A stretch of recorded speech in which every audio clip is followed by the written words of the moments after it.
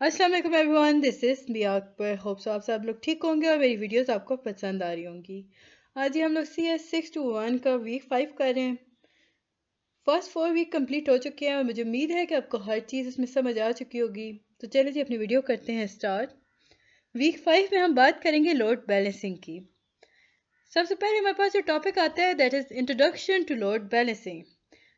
Load balancing है क्या?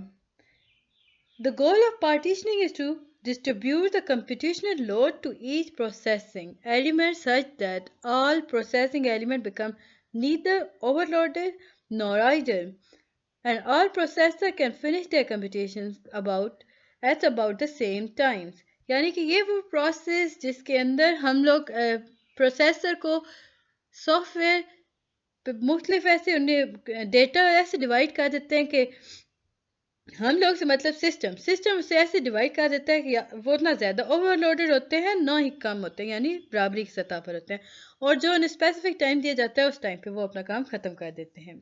Distributed computing system provide high performance environment that are able to provide high processing power.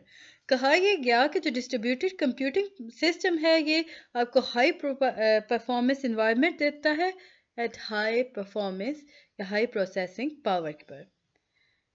Distributed computer system जो है ये homogeneous है,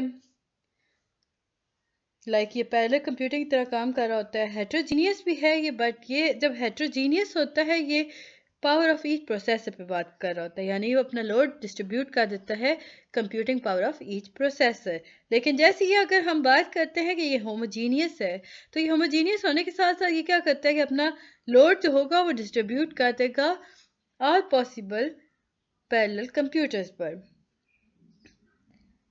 next इसमें जो इम्पोर्टेंट आता है quality of load balancing algorithm. तो जब हम क्वालिटी की बात करते हैं तो क्वालिटी हमारे दिमाग में फ़ौरन से आती है कि इसे मुहैया कैसे किया जाएगा। तो याद रखें लोड बैलेंसिंग एल्गोरिथम को मुहैया करने के लिए दो फैक्टर्स होते हैं। फर्स्ट वन है नंबर ऑफ स्टेप, कि आपने कितने बैलेंस स्टेट बनाई हैं।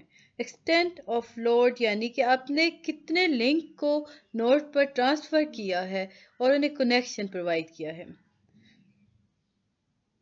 इसके बाद ही हम देखते हैं कि जो पैरेलल मैपिंग टेक्निक है ना, पैरेलल के अंदर एल्गोरिथम के अंदर वो दो तरीकों पर डिवाइड की गई है। फर्स्ट वन है स्टैटिक मैपिंग, सेकंड है डायनामिक मैपिंग। याद रखें मैपिंग टेक्निक जो होती है पैरेलल एल्गोरिथम के अंदर उसे क्लासिफाई किया जाता है दो कैटेगरीज पर।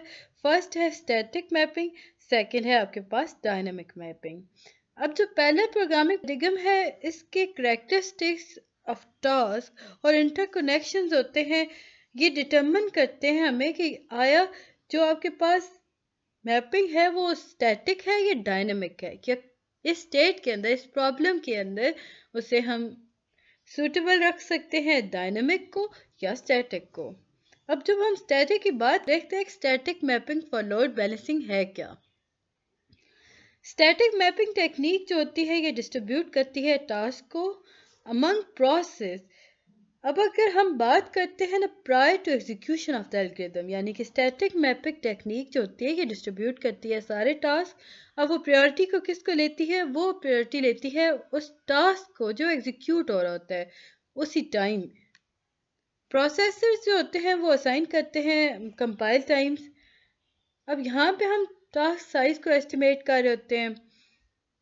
Number of jobs on each node is fix, her node पर उसके काम को फिक्स कर दिया जाता है, शेड्यूल डिसीजंस लिए जाते हैं। इसके कुछ एडवांटेजेस भी हैं और कुछ डिसएडवांटेजेस भी हैं। अब एडवांटेजेस में देखें तो जो एल्गोरिथम जो यूज़ हो रहा करता है ना स्टैटिक मैपिंग, वो आसान है, आसानी से उसे डिज़ाइन किया जा सकता है, आसानी से उसे प्रोग्राम किया जा सकता है। अब जैसे कि हमें पता है कि मैपिंग जो है वो फिक्स है, इसके अंदर कोई कम्युनिकेशन नहीं हो रही होती। आप प्रोसेसिंग नोड को कभी भी ये नहीं बता सकते हो कि आपने ये काम किया है तो आप उसे हटा सको या आपने ये काम करना है, उन्हें पहले से पता होता है। इसमें कम्युनिकेशन रिड्यूस हो रही होती हैं, इसमें इम्प्रूव हो रही होती है परफॉर्मेंस, लेस नेटवर्क ट्रैफिक हो रही होती है क्योंकि इसमें लोड बैलेंसिंग रिलेटेड मैसेज मौजूद होते हैं। अब इतने एडवांटेजेस के साथ इसके साथ डिसएडवांटेजेस भी हैं। अब देखिए जब इतना एडवांटेजेस हो रहा है ना तो ये बहुत मुश्किल हो जाता है, बहुत डिफ़िकल्ट हो जाता है कंप्यूट करना कि ए प्रायोरी का एग्जीक्यूशन टाइम है क्या। स्टैटिक मैपिंग के अंदर फॉल्ट टॉलरेंस नहीं होती। अभी हमने पिछले लेक्चर में देखा था कि फॉल्ट टॉलरेंस है क्या। स्टैटिक मैपिंग जो होती है वो नोड फेलियर को अकाउंट नहीं कर सकती, जिसके नतीजे में होता क्या है कि डाउन टाइम, अगर उसका डाउन टाइम कम हो जाता है अगर नोड फेल हो जाए। एग्जीक्यूशन के दौरान प्रोसेस एलोकेशन चेंज हो जाता है, ये इसके डिसएडवांटेजेस थे।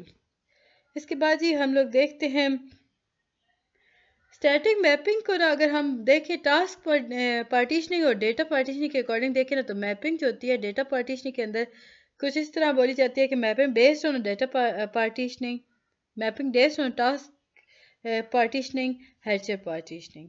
अब जब हम बात करते हैं mapping based on uh data partitioning, तो इसका क्या मतलब हुआ देखें। पर डेटा पार्टीशनिंग बेसिकली दो तरीके से की जाती है, अगर हम ब्रॉड कर लें तो 3-4 तरीकों से होती है। उन्हें हम कहते हैं कि एरर ग्राफ को लेकर चला जाता है, तो हम सबसे पहले कहते हैं ब्लॉक एरे डिस्ट्रीब्यूशन। सेकंड आपके पास आती है साइक्लिक डिस्ट्रीब्यूशन। और थर्ड वन आपके पास आती है रैंडमाइज ब्लॉक डिस्ट्रीब्यूशन। अब इसमें हम देखते हैं कि मैपिंग जो ब्लॉक एरे को लेकर कैसे चलती है। जो डेटा पार्टीशनिंग होता है वो कंबाइन करता है ओनर कंप्यूट के साथ और फिर पार्टीशन करता है सबसे टास्क की तरफ, यानी कि सिंपलेस्ट डेटा जो होगा वो डिकम्पोज करेगा स्कीम्स को, वो डेंस मटेरियल को 1D ब्लॉक डिस्ट्रीब्यूशन की तरफ लेके जाता है। अगर अगर हम जनरल बात करें तो हम कहेंगे कि high dimension decomposition allow the use of high number. ये जी आपके पास एक उन्होंने row wise distribution column wise distribution बताई है, यानी हम स्मॉल से लार्ज की तरफ मूव कर रहे हैं। 8 इसमें प्रोसेस चल रहे होते हैं। मैपिंग बेस्ड ऑन डेटा पानी साइक्लिक और ब्लॉक साइक्लिंग डिस्ट्रीब्यूशन कैसे होती है। अगर हम ब्लॉक साइकिल डिस्ट्रीब्यूशन का सेंट्रल आइडिया देखें ना, तो हमें पता चलेगा कि एरे को वो मोर ब्लॉक्स में डिस्ट्रीब्यूट कर देगा, यानी कि उसके पास नंबर ऑफ अवेलेबल प्रोसेस जितने होंगे ना उसके अकॉर्डिंग एरे को अपने डिस्ट्रीब्यूट कर देगा। इसके बाद हम क्या करते हैं, हम असाइन करते हैं पार्टीशनिंग को कि आपने ये प्रोसेस करना है, आपने राउंड रिबन मैनर में काम करना है। तो क्या होगा, जो प्रोसेस होगा ना वो सेवरल नॉन एडजेसेंट ब्लॉक बना देगा। अगर मोर प्रिसाइजली हम कहें तो एक डायमेंशनल जो होता है ना, in uh one dimension block cyclic, जो डिस्ट्रीब्यूशन हो रही होती है ना मैट्रिक्स की, वो पी प्रोसेस के अकॉर्डिंग चल रही होती हैं। जो रोज या कॉलम्स होते हैं ना उन्हें हम डिवाइड कर देते हैं, मल्टीप्लिकेशन उस पर करते हैं n multiply by n matrix, और ये आपके पास एक ग्रुप बन जाता है, और उस ग्रुप का प्रॉपर फार्मूला आपके पास आता है n डिवाइडेड बाय AP। इसके बाद ही हम लोग आगे बढ़ते हैं, तो जो इम्पोर्टेंट चीज़ हमारे सामने आती है वो है mapping based on task partitioning के अंदर आपका एक MCQs बनता है। इसमें होता यह है कि डिटर्मिन जब हम करते हैं ना ऑप्टिमल मैपिंग को जनरल टास्क डिपेंडेंसीज ग्राफ के लिए, तो हम NP कंप्लीट प्रॉब्लम को देखते हैं। याद रखिएगा ऑप्टिमल मैपिंग को अगर हम टास्क डिपेंडेंसी ग्राफ के अकॉर्डिंग लेके चल रहे होते हैं, तो हम NP कंप्लीट प्रॉब्लम को लेके चेक करते हैं। आगे बढ़ने से पहले काइंडली मेरे चैनल को लाइक और सब्सक्राइब ज़रूर कर दिया करें। वीडियो पसंद आती है तो कमेंट करें, और जो चीज़ें नहीं समझ आती वो भी मुझसे आप पता कर सकते हैं। ये आपके पास यहाँ पे एक ट्री बनाया गया था, उस ट्री में आपकी पार्टीशनिंग की गई, प्रॉपर आपके पास ट्री आया, बाइनरी ट्री है आपका। Mapping based on task partitioning के अंदर मैपिंग स्पार्स ग्राफ। अब स्पार्स ग्राफ को कैसे मैप करना है, आप इंट्रैक्शन को रिड्यूस कर देते हैं स्पार्स मैट्रिक वर्टिकल मल्टीप्लिकेशन के थ्रू। आप क्या करते हैं, पार्टीशनिंग करते हैं टास्क इंट्रैक्शन ग्राफ के अकॉर्डिंग। तो इसमें आपको सिंपल जो याद रखना है वो ये है कि reducing interaction overhead sparse matrix vector multiplication by partitioning the task interaction graph. ये आपके MCQ से आपको बस पता होना चाहिए कि टास्क इंट्रैक्शन ग्राफ के अकॉर्डिंग ये वर्क कर रहा होता है। इसके बाद है जी हेरिटेज मैपिंग। अब हेरिटेज मैपिंग जो होती है ना वो बेसिकली बहुत सारी लेयर्स, मुख्तलिफ डिकम्पोजिशन और मैपिंग टेक्निक को यूज़ करके मुख्तलिफ लेयर्स को क्रिएट करने का नाम है। प्रॉपर वर्डिंग अगर हम बताते हैं तो हम कहेंगे कि heritage mapping can have many layers and different decomposition and mapping technique may be suitable for different layers। देखें इसने मुख्तलिफ लेयर्स बना दी। P0 P1 और P2 3 लेके चला, फिर इसने इसके साथ कम्बिनेशन P0 P1, मतलब ये था कि आप हर तरीके से मैप कर सकते हो, ये हर रास्ते पे चल के आपकी मैपिंग कंप्लीट कराता है। इसके बाद ही dynamic mapping for load balancing के अगर हम देखें तो हमारे पास इसकी डेफिनेशन आती है कि डायनामिक मैपिंग टेक्निक्स होती हैं, ये डिस्ट्रीब्यूट करती हैं वर्क को among process during the execution of algorithm. अगर टास्क जो हैं वो जनरेट किए गए हैं डायनामिकली तो मैप भी ये डायनामिकली होंगे। अगर टास्क साइज आपको अननोन है तो आप क्या करोगे, आप स्टैटिक मैपिंग करोगे जो कि आपको सीरियस लोड इम्बैलेंस और डायनामिक मैपिंग करोगे, सीरियस लोड इम्बैलेंस आपको देगा तो आप क्या करोगे, इसके बाद आप उस पर अप्लाई करोगे डायनामिक मैपिंग जो कि काफ़ी इफेक्टिव होता है। एडवांटेजेस डायनामिक मैपिंग के ग्रेटर रिसोर्स यूटिलाइजेशन है, इन्हांस लोड बैलेंसिंग है, the process allocation can be modified during execution of if required. Disadvantages अगर डायनामिक मैपिंग के हम देखें ना तो हमारे पास आता है algorithm that require dynamic mapping are usually more complicated, particularly in the message passing programming paradigm. Greater overhead due to process redistribution.